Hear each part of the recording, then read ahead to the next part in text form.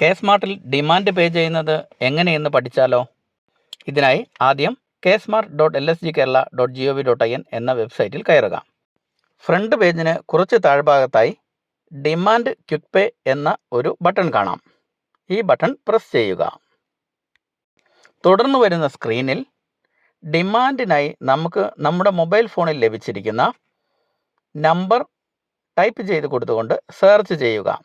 ഫോണിൽ വന്നിരിക്കുന്ന മെസ്സേജ് ഏകദേശം ഇപ്രകാരമായിരിക്കും. അതിൽ D- എന്ന് തുടങ്ങുന്ന ഒരു വലിയ സംഖ്യ രേഖപ്പെടുത്തിയിട്ടുണ്ടാവും. തുടർന്ന് ഇതിൽ അടയ്ക്കേണ്ട പൈസ എത്രയാണ് എന്ന് രേഖപ്പെടുത്തിയത് അതിൻ്റെ താഴ്ഭാഗത്തായി കാണാം.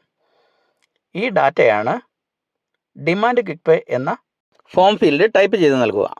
തുടർന്ന് വരുന്ന സ്ക്രീനിൽ ആ ഡിമാൻഡിൻ്റെ ഡീറ്റെയിൽസും ആരുടെ പേരിലാണ് കൊടുക്കുന്നത് എന്നും ഉള്ള ഡീറ്റെയിൽസ് ലഭ്യമാകുന്നു.